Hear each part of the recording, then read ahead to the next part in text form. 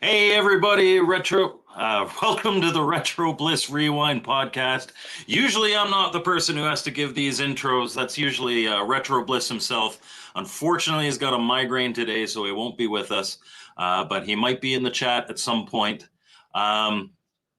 We are going to be talking Atari today. We're going to be talking about what they've done, where they've been, where they're going, where we think that they should go. Recently on the Atari Network YouTube channel, there was a video talking about just this thing. And so we've got a special guest with us today, Vinny Funkmaster Vineyard. Toot, toot, baby. It's time to ride the funk train. Thank you for having me on. I appreciate the opportunity, baby. Glad to have you here. And we also have, of course, Brian from BD Retro Mods. So boys, Atari. It's always fun when we have these Atari conversations. It's always fun because you know what? The fact of the matter is we are all massive Atari fans. Yeah. And I know myself personally, I quite often get flack for being critical sometimes. And I've always been of the mindset of you can be critical of the things that you love. And in fact, that makes the things that you love better. If you don't just kind of blindly say, hey, everything's great, everything's awesome. But they have made a lot of really good moves, I think. And they've made some maybe not so great moves, but so moves. I don't think they made any like outright bad moves. But really, for me, I think the VCS and I have a bad relationship, a really bad relationship. The VCS being their newer one. But I will say that I think Atari really started to take off and become a bigger part of the conversation when they came out with the 2600 plus. And that was all around the same time that they bought Atari Age and they started obviously getting into making not necessarily new games, because as we'll probably talk about, almost all the games that were released were already released in some way, shape, or form prior to that. But they're really kind of getting into that we're making proper Atari games again with this Plus label. What do you guys think about that?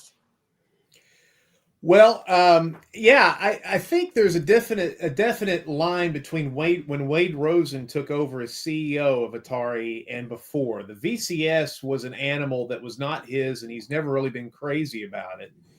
And just a quick note, my wife owns a transportation company, and one of our customers are three gay guys that live in a shed. And they wear these dog masks. Like if you go to their Facebook pages, it's an insane scene. They're sweet guys, but don't bend over in front of them. But anyway, they when I had I was looking, like I take them. They don't have a car, obviously, and I was taking them somewhere, and I was looking at my Atari stuff because I'm addicted to it. And the guy in the back, one of them is deaf, which makes it very hard to talk to the guy. And he was like, oh, the Atari VCS, I want that. And I was kind of like, you maybe want to get a 7800 plus instead. The VCS is terrible to get out of the box. And he couldn't understand me because he's deaf. And he went and got a VCS. And I had to actually get it from him and spend about a week trying to get the thing to work. And the VCS leaves an awful taste in everybody's mouth, unless you're one of these tech guys, which I am not. Some of these tech guys can zip in, zip out. They don't care. They put their own operating systems on it. They run a computer. They run their own companies on the thing. I like the VCS because it's so quirky, and that's probably why I like Atari to begin with. But I do feel that the Atari is starting to pull back from the VCS. There's not been any AAA, if you will, like Yars Rising is a AAA game. There's no AAA games being released for it this year because Fatal Run 2089 doesn't work on the VCS too well because it uses the Unreal Engine. And so we'll have to see. It may just be an indie platform, and it may be kind of just floating around.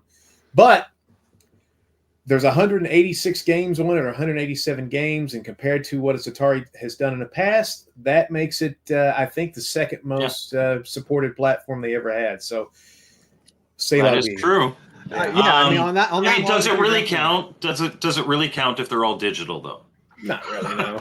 Not really. Right. No, I like when it comes to the VCS, like you said, that was like old leadership, and that was at a time when they were just putting the brand on anything and everything just to get it out there and make some money. And I think at the end of the day, the VCS they just need to let it die. Like, just officially say we're done and call it a day. Because to your point, I mean, it's now what, 4 years old, I think. And again, it does have, like you said, 187 games, but I think 186 of those you can find anywhere else to play.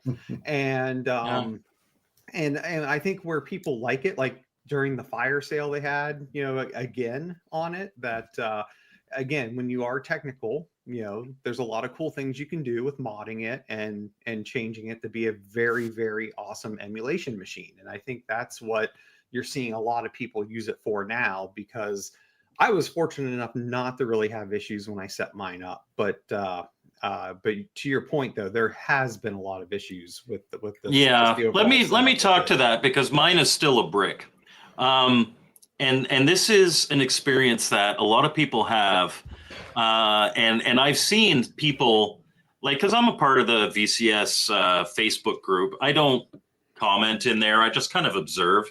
And every time someone's like, oh, I ordered a VCS from the fire sale, it's great and all that, and then they get it and they're like, what the hell, it won't do the thing. And you don't, like, Atari's site doesn't have the BIOS update. You have to find their Discord, find some random guy's YouTube video about how to reboot the BIOS, which is absolutely ridiculous to me. Like, somebody's excited about getting this underpowered PC that, granted, looks sexy. It looks really sexy. Oh yeah, it does, for sure. Awesome.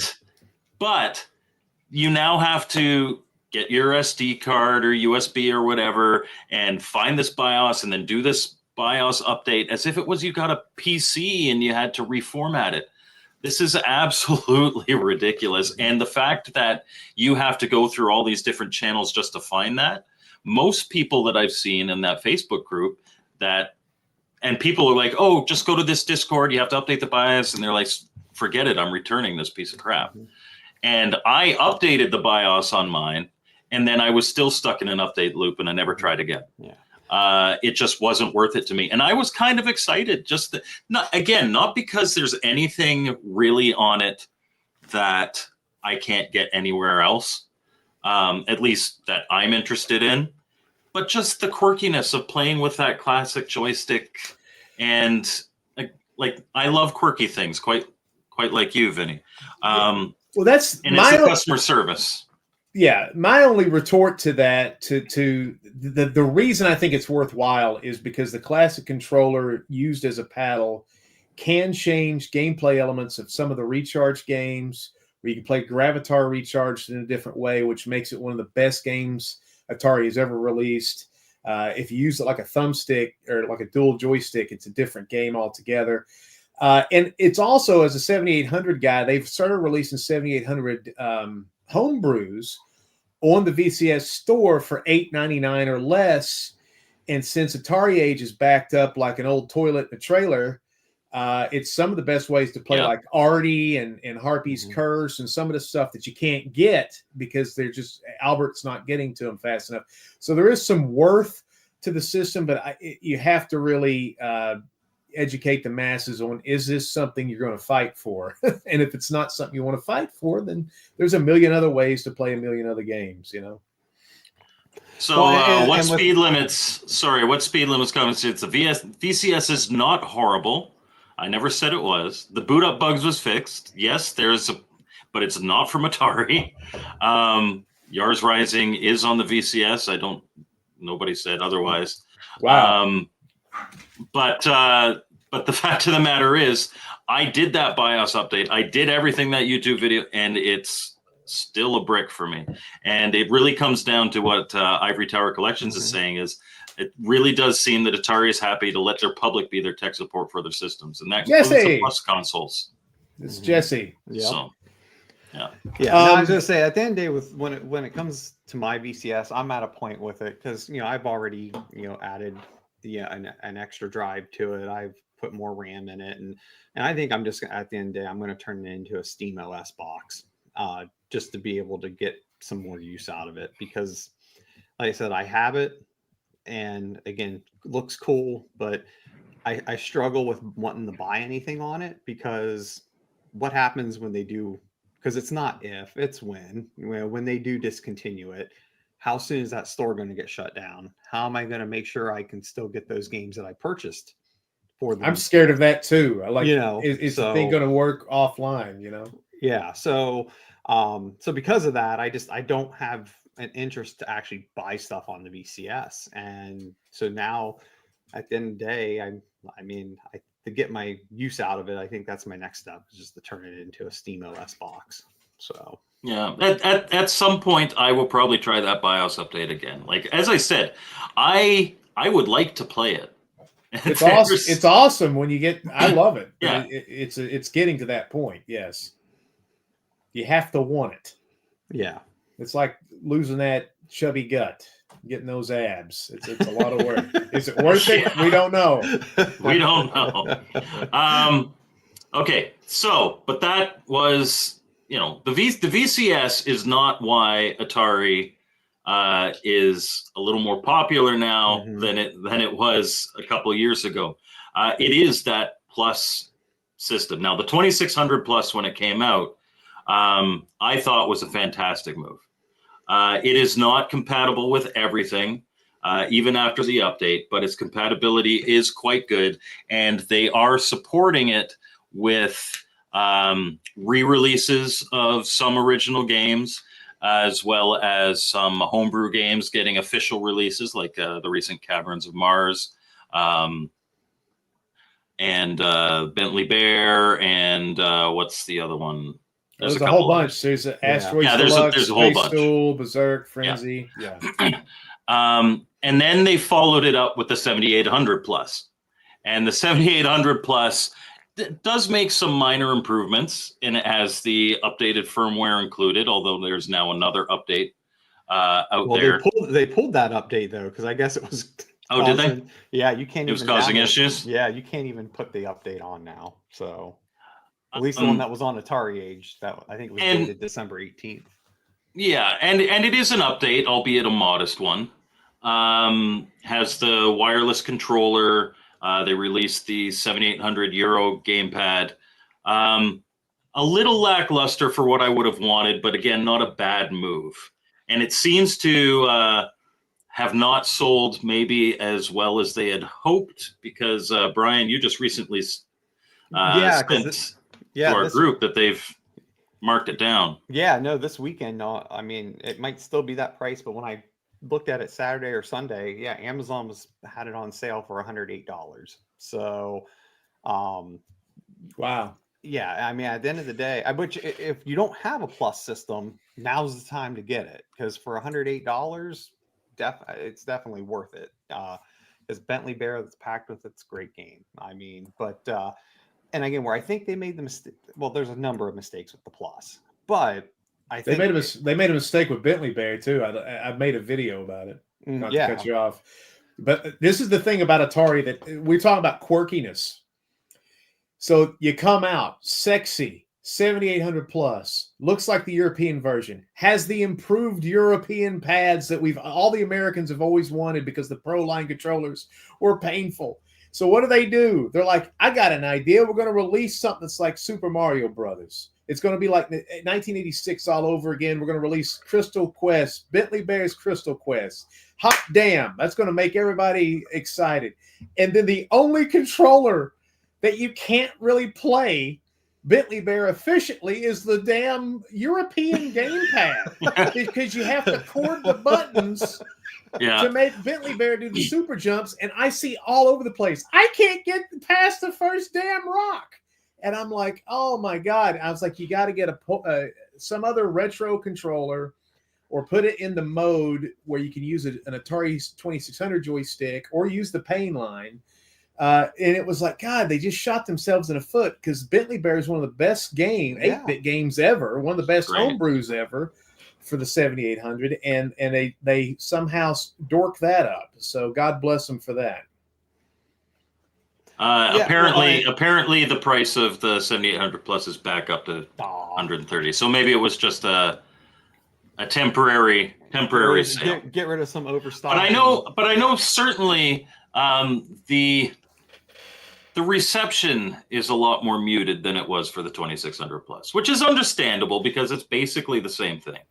Yeah, go ahead. I was just going to say, we did a podcast with Silverback on his podcast, the Atari Network podcast last year, and we said the 2600 Plus is a 7800. The 7800 did not sell well, and it doesn't have great marketing because you go back to the first Flashback, they tried to release it as a 7800. Nobody gave a crap because Kurt Vendel was a huge fan, God rest his soul, about the 7800, and he did he thought the 7800 could have been so much more, and he was right, because we've seen the homebrew quality shoot through the roof. However, nobody cares about the 7800 because it's all about nostalgia with Atari anyway. They want the 2600, they want wood grain, they want the joystick they remember. And 2600 is their cash cow. Yep. Yeah. And so the 7800 is just licking the jar one more time. Yeah. Well, and the problem with that, though, is the fact, and again, I said this in a podcast when we were talking about the 7800 Plus, is just, most companies, normally have, 3, 5, 10-year business plan. And so when you did the 2600 Plus, you can't tell me you weren't already thinking about this was going to be the next thing. And what should have happened is the 2600, if you were going to go this route, the 2600 Plus should have just been 2600 games. And then you would have brought out the 7800 Plus, and then it could have done both. And then I think people would have been excited. But when you already have one machine that is, in essence, the same machine, just a different shell, it's not going to necessarily make people want to go grab it. And that's where I think they made a mistake. On top of the fact that the controllers they put with it, everyone knows, as cool as like, oh, great, a Euro pad. It looks like an NES pad. It's nowhere near an NES pad. It's not a good It is better than the ProLine controller, though. Anything's better than the ProLine controller. But I do think they chose the right controller to emulate. And we've talked about this before, too. I honestly believe that if they did anything to try to change that controller, there would have been an uproar. Because, again, you might not have nostalgia for the 7800. Like, I didn't even really know it existed back in the day. I think maybe somebody I knew had one and I never played it. But as a collector, like when I kind of got back into it, I was like, oh man, I need one of those for my 7800. I never got one. And so when I got the 7800 Plus, if it had come with anything other than that, or a standard ProLine controller, like something that wasn't authentic, I would not have been a fan. I know you've talked about in the past, they should make a better 7800 controller. And sure, as an extra thing, but bundled with the system, I do think they made the right call on what controller to put in there. Well, but also, though, where was the quality control on it? Because Ivory Tower Collections, that's in the chat. He did a video on it. Like, it's not good. And it's not necessarily just because of the design, but like there's a big problem if you're pushing right in the direction and yet it's also pushing up and down at the same time. That should not be happening on any controller at all. And that was, I think, another issue with this release of the 7800 Plus. Where was the quality control? Same with when the 2600 Plus came out. Where was the quality control? Because we had the buttons flipped with the 7800 games. The difficulty switches were flipped. It's just what? Man. They're doing better. Wade Rosen came out and said, we're not going to win the game hitting home runs. We're trying to hit singles. And I think for the last 2 or 3 years, they've done more right than wrong. But man, it's not been flawless. Yeah. No. And like what Speed Limit says, different styles for and I talked about this on our 7800 Plus podcast, where for me personally, it doesn't matter. You could release a Vader Plus, you could release a Heavy Sixer Plus, you could release a Junior Plus. Go nuts. But for me, my big issue was that this was released before there's any official update patch for the 2600 Plus. Which, I don't have a problem with them releasing the same thing over and over. I mean, look at all the flashbacks and days of old. Look at all this My Arcade stuff. For all intents and purposes, it's the same package of games, plus minus a few that are released in all these different formats. They just it's throw low-hanging fruit. Yeah, and they're not Atari products; they're Atari licensed products. I can roll my eyes all I want at Atari energy drinks and decanters and stuff like that. I am not the market for that. Yeah. I honestly have no issue with that though, because again, that's exactly that's free money for them. Right. They license the logo and a couple titles and collect a paycheck. Mm-hmm. That's smart business sense. Don't have any. And hopefully they take the Cantor money and they put it into R&D to their own IPs, and hopefully to get more IPs. Like I've been screaming forever. I'd love them to get Battlezone back, and I'd love them to get some of the Atari games releases that's now part of the Midway collection. Some of the stuff they've lost over the years, I'd love for them to bring it back and do the recharge stuff and this thing like they're doing with the Fatal Run 2089. I mean, that's kind of, they're also doing great stuff on all platforms too, like Steam and the Switch and stuff like that. A lot of this stuff, it's not, Haunted House they released 2 years ago is not the quality of Luigi's Mansion, but it's a damn good game, that Haunted House game. It was a really good game. It never needed to be Luigi's Mansion. Right. Yeah, but it's so they're doing pretty well, man. They've only had I thought the Food Fight multiplayer game just didn't have enough people wanting to play it for that to hit. But they've done really well with a lot of their decisions, I think. And so hopefully, because I got an email today about Atari football T-shirts. And I'm sitting there well, the Philadelphia Eagle one looks like the New York Jets one. I may buy, and I'm sitting there thinking about buying this crap again. And I'm like, God, they got me again just because it's got a Fuji on the damn thing. I'm part of That's right. Yeah. Brian, I'm going to ask you this because I know I know it's compatible with the 2600. Yeah, the 2600, if you're just doing, for the one button, it's fine. But now, specifically for the Genesis controller, though, you do need to have a special adapter that Retro HQ, the people who make the 7800 game drive, you do need that to actually get a fully compatible Genesis controller for the 7800. There you go. You can get those on Stone Age Gamer, and I'm sure there's a couple other sites, but at least the one locally that I know of is Stone Age Gamer. I think it's $15 for the adapter. There's one That's the answer from the Atari guy, or the controller guy. Ed Ladden has a nice one too, the Seagull 78 adapter, which can work, and that's what I use. I play all my 7800 games with the Genesis controller. So I do have that Bluetooth speaker hat. I tried it out once because it was part of my package when I got my VCS.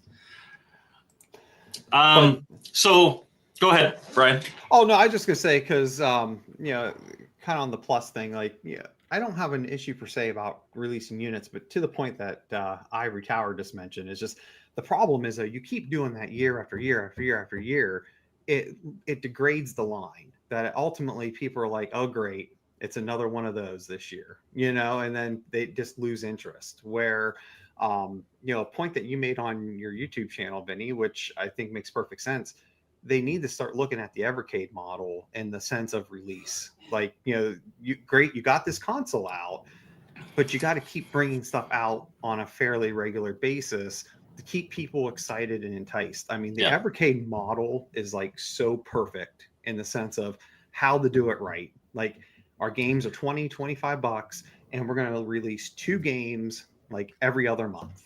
And I mean, and they got that whole release cycle where it was cool. We had all these re-releases from Atari Age and stuff in a commercial format this time around. but it's like, man, holy crap, this is like 12 games all at once, to try to get. And despite the fact that at least the regular edition of the games, I think, are priced very well. But when you're buying them in a batch of 10, right. it adds up for sure. Yeah. Yeah, these plus lines of games they've released, I'm so impressed that they're at $29.99. And Atari Age's prices were twice that, and the packaging's pretty good. It comes with an instruction manual. It comes with a little cute little sleeve, like a little koozie for the cartridge. So I do kind of like the cartridge koozie. I do. I have to admit. They stay warm at night. They don't have to. They're not freezing there next to Miss Pac-Man or whatever. So, but I mean, that's a good lead on, because like one of the things that I feel need to happen now that we've mentioned it is just I think, with Atari owning Atari Age and knowing the fact that they were able to release all those games on time for $30 with box, manual, everything. I think we need to see more of that. And I mean, I know this may not even be a popular thing to say, but I'm just, Atari owns Atari Age. Does it not make sense to maybe start funneling more of that game production side to Atari core? And so that way we can get games for cheaper. And I think it's a win-win for everyone, because it's cheaper for the consumer, and the developers are going to likely make more because there's going to be more copies sold. Yeah, and the guys who develop these homebrews are fans. I mean, if you would have told them 5 years ago you're going to be part of Atari's official lineup. I know Bob DeCrescenzo fairly well, who's the guy that makes all, Pac-Man Plus makes all these 7,800 games. It tickled him pink. I mean, almost to the point of tears. He was so happy just to do it. And yeah, he gets a little something on the side, but it's not, he's not going to be able to buy a yacht. It is. It is modest, but the very fact that you can say, "Hey, I'm an Atari programmer." That's right. Like, it goes right with Atari. Yeah. It goes right with the Caverns of Mars 8-bit. With John Champeau. You make a great game, Atari will pick it up if it stays in line with what they think's a good game for them. And I will say, and very much to Atari's credit, I criticize Atari, but very much to their credit, their approach to the homebrew community has been excellent. Mm-hmm. They have not gone after anybody. They have not, and there are people out there selling games that are unlicensed ports of other people's games. As long as it's not Atari, they're not going to say anything. You do you, and if you get an NDA, you get an NDA. Right. They have not sent any of those out, obviously, but they have been working with them. Now, it may be a pittance that they pay them for them to use them, but they're not going in there being heavy-handed, which they could be, because they do own the licenses for some of these titles. Mm-hmm. And that, very much to their credit, I think the homebrew community has actually a pretty positive view of Atari because of that. Yeah, absolutely. I mean, that's for 20 years I ran this website, and it was all about homebrews, because everybody was sick of the, everybody knew the 58 games for the 7,800. So, and the thing that I think is excellent is if you look at the homebrew libraries of the Atari machines, the 2600 and the 7800 are by far the best and most consistent. The 5200 is almost non-existent. The Lynx is really rare, and the Jaguar games seem to be, there's some good ones in there, don't get me wrong, but there seems to be a lot of weird old computer ports. Like, are you really excited to play the Chaos Engine again, and pay $70 for it? So, and nothing against those guys that program that stuff, but it seems like we've already got, and people are already in this chat talking about Atari needs to release the 5200 Plus and the Jaguar Plus. There's problems with those being released in that format. The 5200 is going to have a problem because the 5200 library, Atari owns very little of that library. It's all licensed stuff, and there wasn't a lot of games to begin with, and there's not a lot of homebrews to save it. And the 5200 got dorky controllers, and they've got the controllers that are kind of hard to replicate, and the Jaguar is still in its infancy with the emulation. So I think we're off a few years or two before we see that again. We may be surprised, but I would think that the Jaguar is more approachable than the 5200 Plus. I do too. Mostly because of the controller, but also I firmly believe that if they come out with a Jaguar Plus, it has to have an SD card slot. Original Jaguar games are so expensive now. Like I collected the vast majority of my collection like 20 years ago when it was dirt cheap. Nowadays, I couldn't, for what I paid for my entire collection, I couldn't get a system.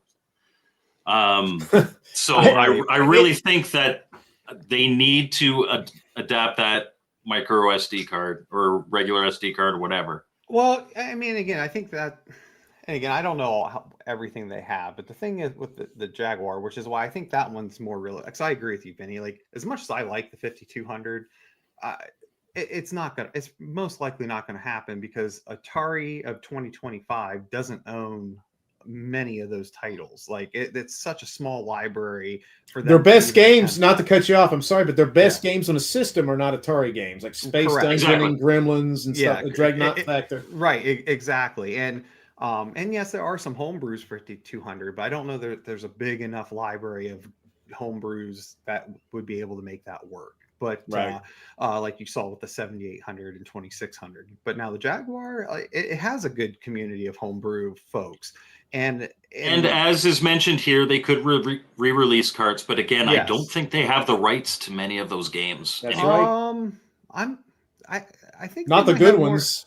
I think they might have more than we think. Now, I mean, obviously, they wouldn't be able to do Aliens versus Predator without getting a new license, getting an updated license or something.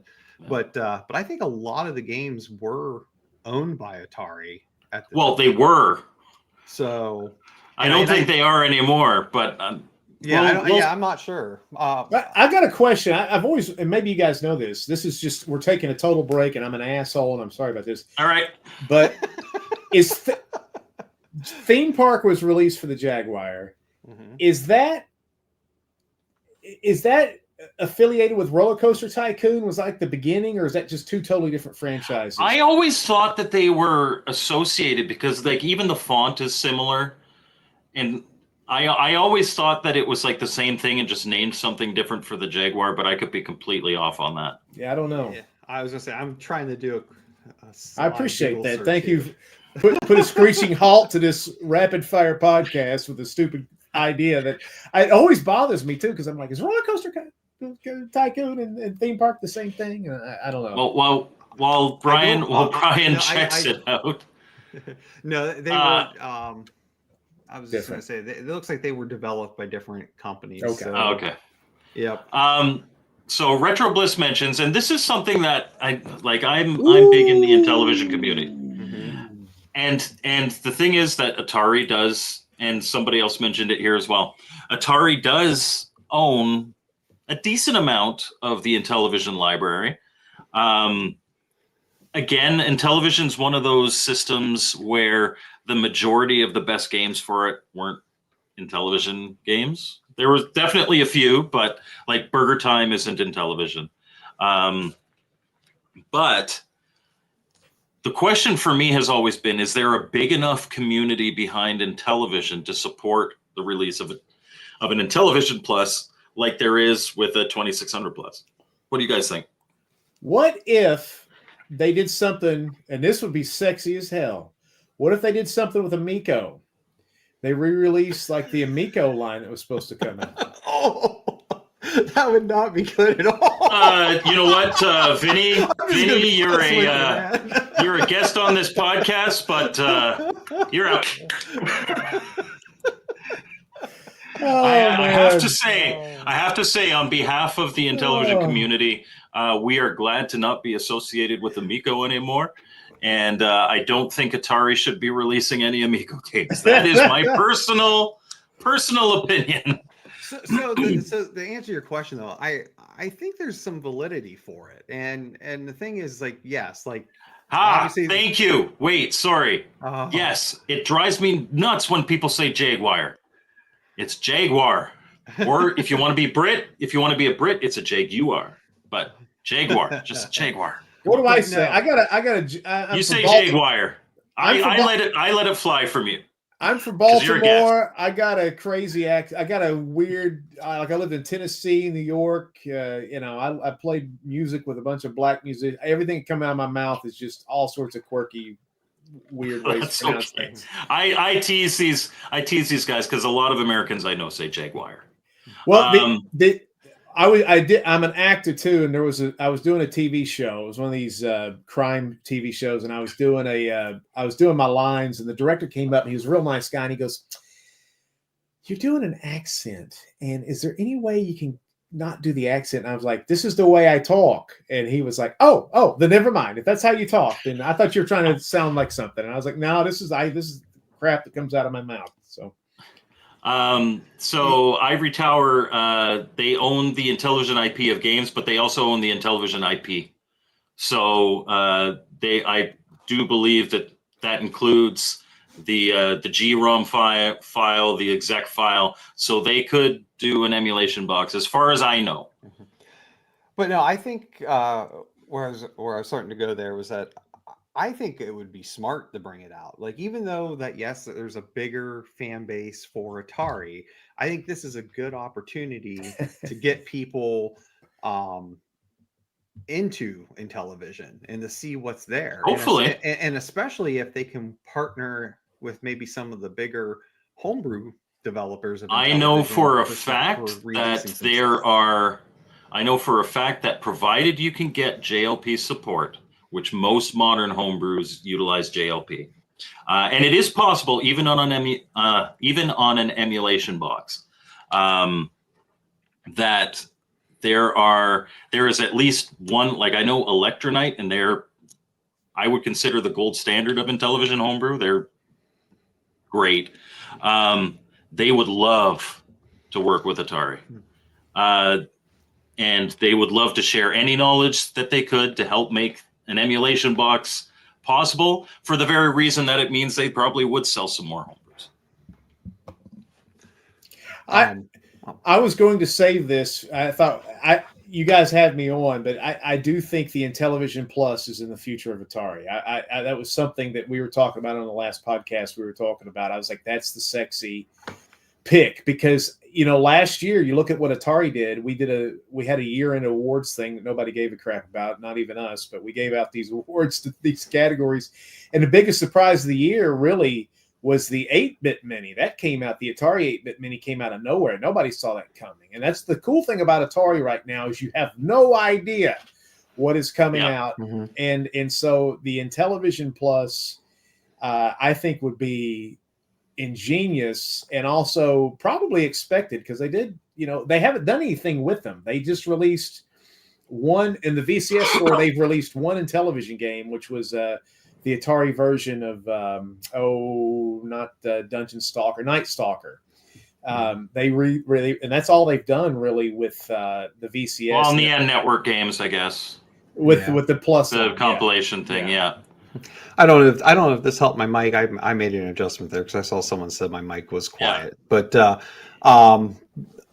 But no, I think it's smart, because the reality is, coming into 2025, it has to be a new console. Like, I just don't feel it can be another rehash. So either give us an Intellivision or give us a Jag, one or the other. And here's my thought: is if it's going to take a little more time to do that, come October, November, just release a few more really good homebrews, like stuff that people really, and just get through that season. Like, you don't have to release a console this year if it's not going to be ready. Right. Because Atari's biggest problem has been twofold. It's been quality assurance, and it's been customer service. And so those two need to be right. They're getting a reputation for, hey, all these cool products, but you have to wait super long for it. Or it comes and then it needs to be updated right away. Or it has, so if they could get that kind of sorted and just no nonsense, clear that kind of palette, and then start releasing stuff that is blowing everybody away. Like, I know, at least for the Intellivision community, an Intellivision Plus would be a huge win. Casey himself would buy 10 of them. Casey the Casey Intelligent. I looked to buy stock in Atari at that point. So Casey's gold. Well, That's right. Terrible joke. no, I would like to Here's- see. Oh, sorry, go ahead, Oh. Brian, and then we'll move on to this. Yeah, no, I was just gonna say because again, the old hardware is aging. Like it's not getting any younger. Yeah, man. So I mean, man. these Intellivisions are going to be breaking just as much as our old Ataris, and they already are. And they already are, and Yep. that's why it's important to get modern recreations of these consoles so we can still appreciate and enjoy, the software that was available for them. So And that is a big part of why I appreciate the 2600 plus, and I do appreciate the 7800 plus. Don't get me wrong, I may be critical about the environment in which it's released, but I have no problem with the system. Talking about this here, FPGA, we've talked FPGA on the channel a few times, and I think that the only way a second gen FPGA works is if it is a combo system, meaning that you'd have like a 7800 slot that also plays 2600 games. You have a ColecoVision slot, you have an Intellivision slot. Hey, if you're being really ambitious, you have an Odyssey 2 slot. If you can combine those, then that helps justify the cost of an FPGA, which is going to be, FPGAs are prosumer. There's not so much you pick them up at Walmart and or Best Buy or whatever. No, I fully agree. If they're going to go, FPGA, it has to be a multi-console thing, kind of like how the analog pocket went. I mean, I think that's the only way it can be a successful endeavor for what they're going to have to charge for a price. But then you're also going to have a community backing it, because that's kind of like what you have with the analog pocket now. Like Analog did those initial FPGA cores, but they purposely had another core in there for folks, for the indie community, to literally make their own, things for it. And like you got to side load the thing, and then you've got everything. Right. So I mean, if they go that route, I mean, again, for all of us diehard fans that are watching, we would love to have an FPGA console. I just think in the bigger business sense for consumers, I don't know that it's fully necessary, especially when you talk some of this older stuff. Now, again, I want to be able to use flash carts, just like probably everyone here would love to use flash carts. And probably the only way we can do that is having a non-emulation system. Yeah, but the reality is, though, I mean, what is that sweet spot that, the Joe Blow consumer is going to be willing to spend? Because obviously Atari's in it to make money. They can't lose money. So, I would love to see it. I just don't know how realistic it is for these older consoles. I think, because like we even saw with the Chameleon, right? I'm sorry, not the Chameleon. Yes. That was horrible. The Phoenix. Yeah, the Phoenix. It just costs so much, and at the end of the day, they're not making another run. Now, highly desirable, but highly desirable to a much smaller market. Yes. So, yeah, this Atari run is like a 10% placating us and 90% trying to get all the old heads to be like, oh, I remember this. It's an Atari in a box. They want the broadest appeal possible. Yeah. Right. And, conflating this with an issue is just how crappy the PS5 and the Nintendo Switch, their lineup for the last year and maybe even 2 years, their lineups haven't been great because these AAA development houses it takes so much money to create a game that's going to be better than the last one. And so this is the time for retro gaming to kind of strike, and these indie developers too, to where people can get, because there's not a lot of, I mean, the game that won Game of the Year this year was a freaking poker game, that wasn't even online. It's just we've really went backward in far as the modern stuff. So this is the time to strike, and they're doing a good job, I think.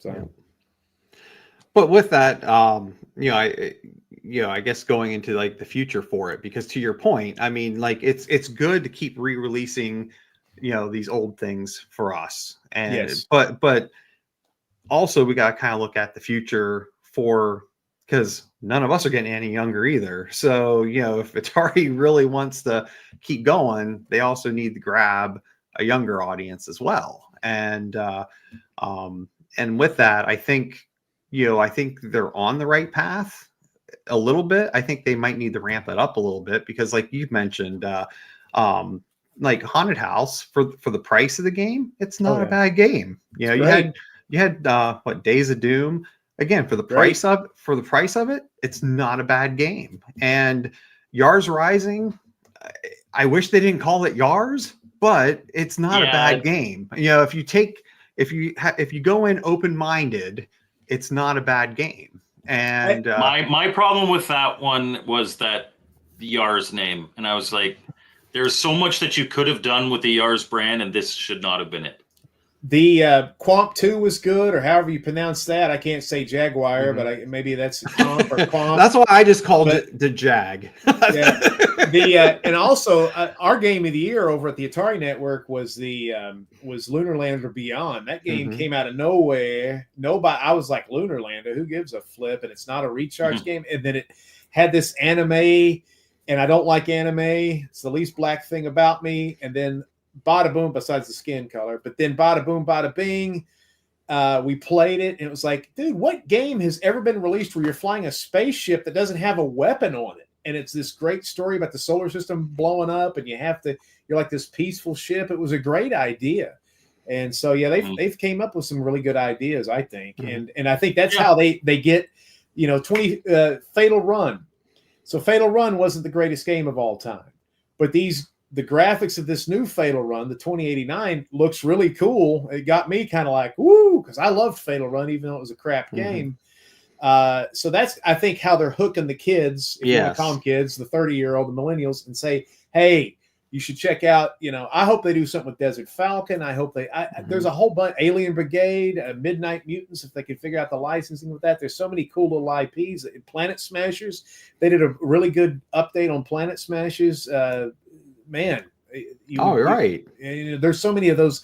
There's games that they had good ideas for back in the day, like Jinx, that were terrible games that you could go back with those ideas and create really cool new games.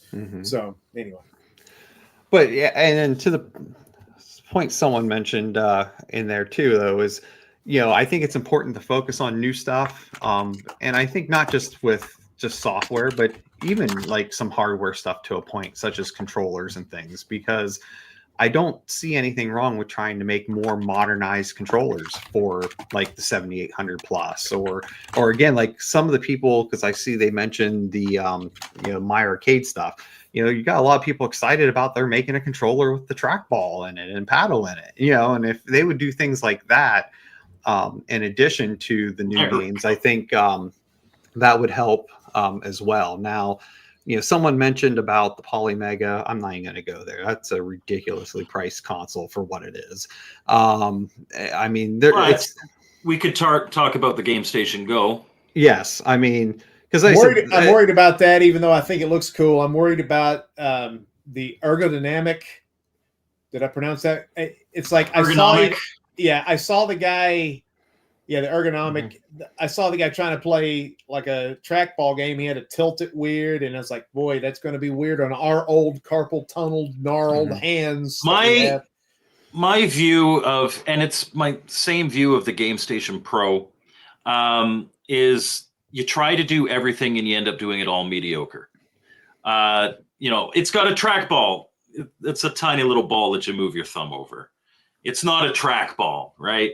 It's got a spinner. Yeah, it's a spinner, but it's a little like somebody lambasted me too. It's not a spinner, it's a paddle. I didn't even know there's a difference, but yes, there technically is, because the spinner you can sit there and go wee, and a paddle you cannot. Right. So it's a paddle, but still, like even if it had Kaboom on it, okay, which it doesn't, but you could probably sideload games and whatnot. I'm not playing Kaboom like this. I'm playing Kaboom like this. That's right.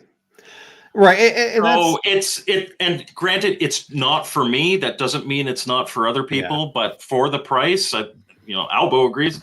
$150 for that is too much. Yeah, it may be too opinion. big too. Like it seems like it would be. You need a backpack to carry that thing around.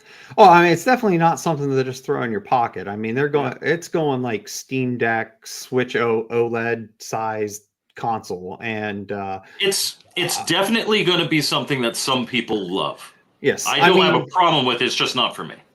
But I guess where my problem with it, I don't know if it would call it a problem. It's just, I think moving in the future also, though, this is where I understand, Atari license to try to get some extra revenue. But there comes a point where you got to say, again, how bad does this start to degrade my line? When I'm trying to do all this other stuff, does it really make sense to license myself out to companies like My Arcade and things like that to make these type of devices that may or may not put a bad taste in someone's mouth, which then they saw the Atari logo and here's another crap thing from Atari. You know what I mean? And again, I'm not saying it's going to be crap, but you are articulating a point that I've tried to say, and you said it in such a way I think people need to sit there.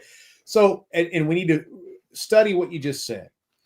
Releasing Centipede over and over again without a trackball is denigrating the game of Centipede. It's not how it's supposed to be played. It don't quite play right. So when people go back and scratch this itch, this nostalgia itch, you're like, this kind of feels weird. Same thing with Crystal Castles. Crystal Castles is one of the best games of all time.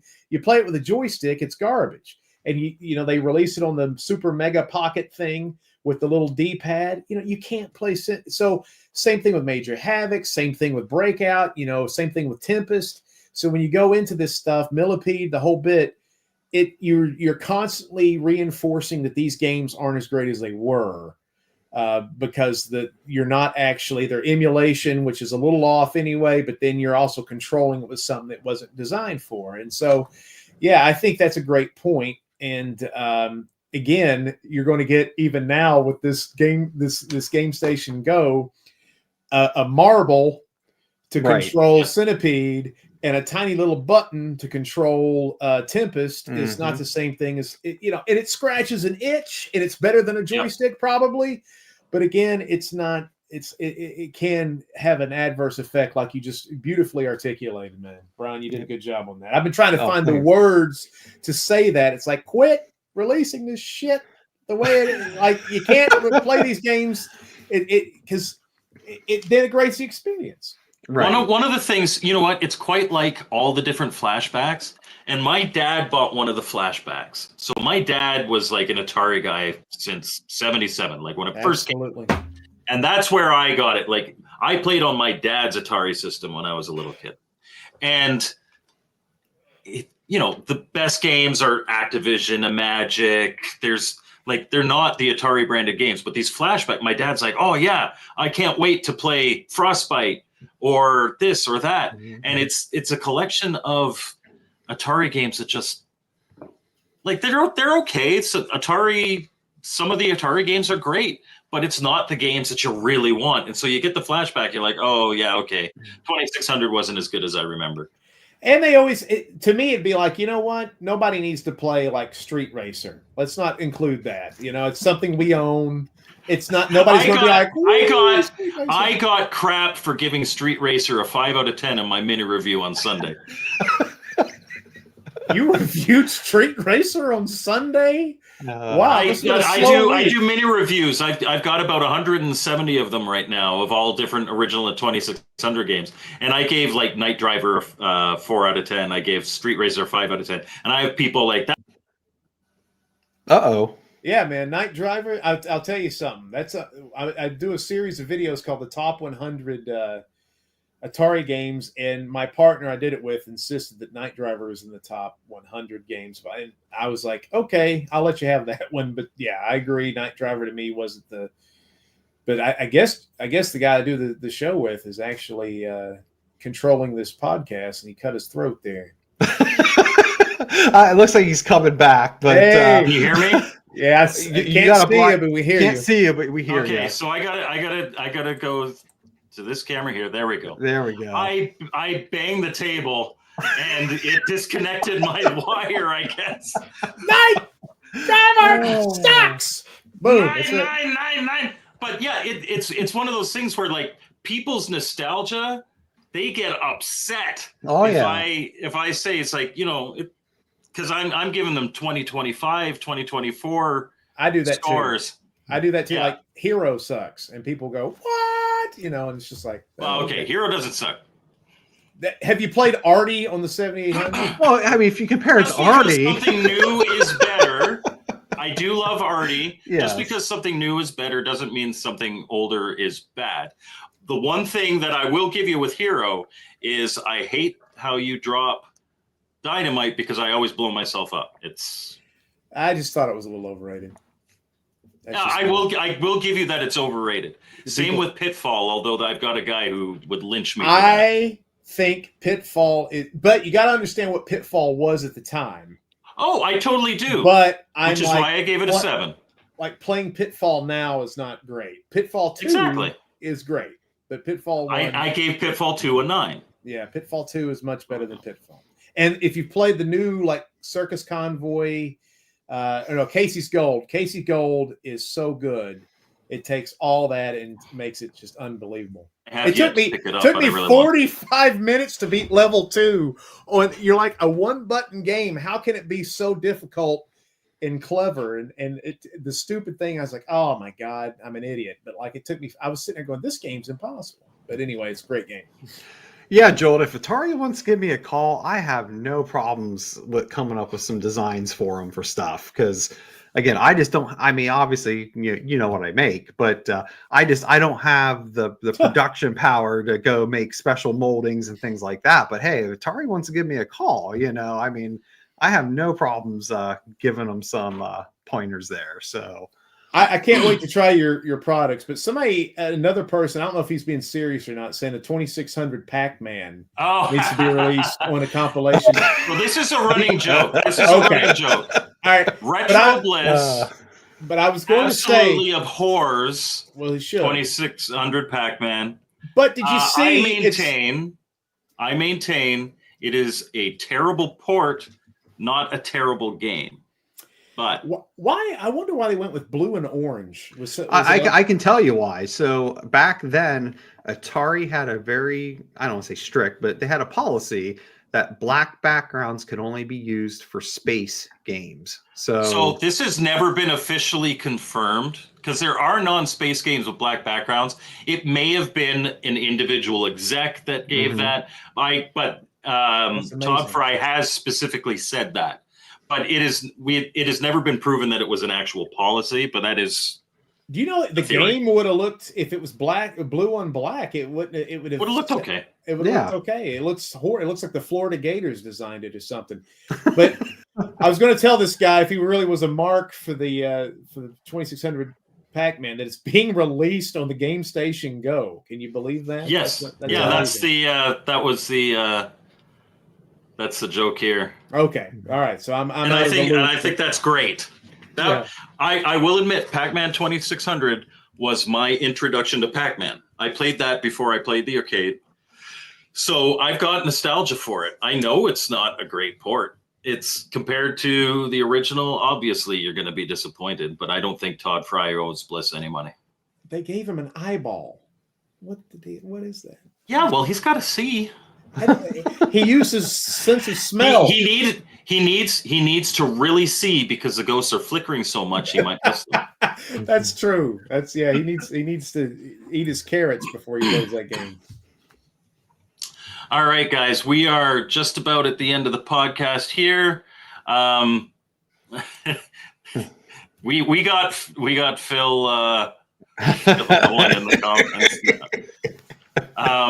That said, kind of final thoughts. Where do you if you were to give Atari today a rating, what would you give it, and what would you like to see most this year from Atari? I would give Atari, since Wade Rosen's taken it over, I would give it a B plus probably. It's actually surpassed what I thought they would do. Some of the stuff is ridiculous. Like a coffee bean release on their website with a coffee bean VCS indie game tie-in. But that's the fun stuff about Atari that you're not going to see in a lot of different places. I do know I have the Inside Iggy There is a 7800 game being developed for the Plus line as we speak.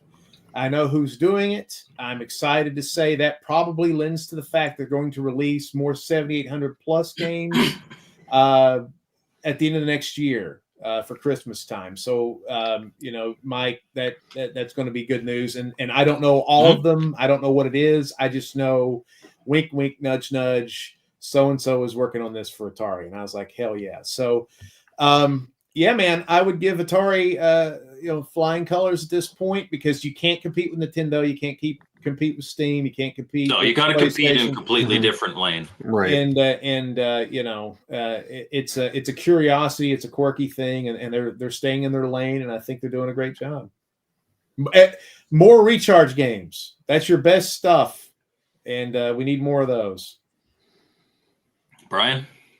Yeah, I would probably say I'm probably at about a B- with them. And the thing is, like, I think they're on the right path, but I think to what Braylon kind of just said there, there's definitely things they got to fix. And if they start fixing those things, they can easily get to an A. I mean, because at the end of the day, you got to have some better quality control on some stuff for sure. Not just release these consoles and then expect the community to fix them. And I mean, you got to do some more testing. I mean, but then also, I think if they shore up some things, because again, not saying that my arcade device is going to be bad, but I think they need to focus on their own stuff, like quit licensing that stuff out and focus. And with that, go with new stuff. Have it be hardware and software. I think it's very important. I mean, like to Vinny's point, the recharge line, most of the, not all of them, but most of them are good. And I think if you keep going that path, I think you can get to an A there. But I think you just got to shore some things up. Make sure the XP line never comes back. Just different things with that. I think if they can shore those things up, I think it can easily be an A, because they're not going to compete against Sony. They're not going to compete against Nintendo, and they shouldn't. I mean, they need to run their own course, but it just has to be just a little tweaked, yeah. But they're definitely better than what it's been. It's just an interjection on what he says, and I'll shoot you over. The recharge games, like if you had a VCS up and running, that's kind of like considered the world championships of those games, like the best scores are on the VCS. So that's another reason to get the VCS for the recharge games high score table, which is awesome. Anyway, sorry. Yeah, so I'd say I'm between a C+ and a B for sure. I think I'm in the same range as you guys. I think their biggest issues right now are that customer service and quality control. I don't have a problem with any of the products that they put out. I do think that they need to have, like I said, better customer service. If you pick up a 2600 plus or a 7800 plus and you want to update the firmware, you should be able to get that from their site. I would love to see, they own Digital Eclipse, and Digital Eclipse was making that Night Stalker game for the Amico. You can make that game. You don't associate with Amico, but you make that a game. You put it on the VCS, you can put it on the Switch, you can put on whatever. That game looked awesome.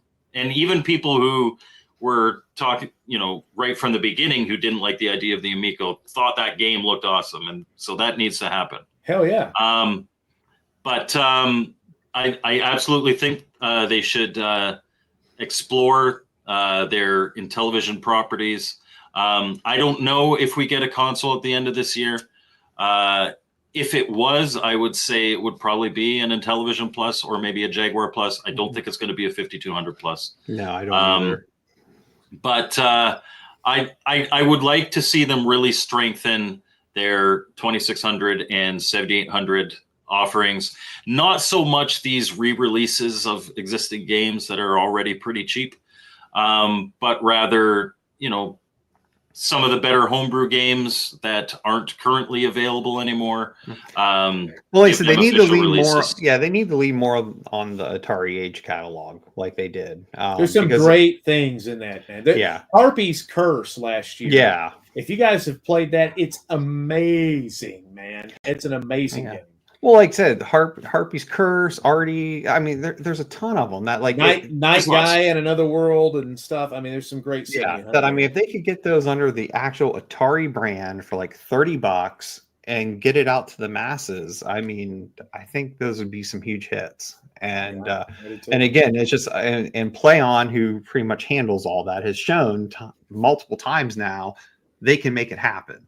You know, they have met their deadlines. You know, it's not like what we saw with the XP line of stuff that buy it and a year later you might get a cartridge that's but we're not even gonna, that's a whole rant in itself. But Braylon, that is true in some cases, but there are some fantastic. Like I would like to see. You couldn't call it Tron's Deadly Discs anymore, but a Deadly Discs recharged would be awesome.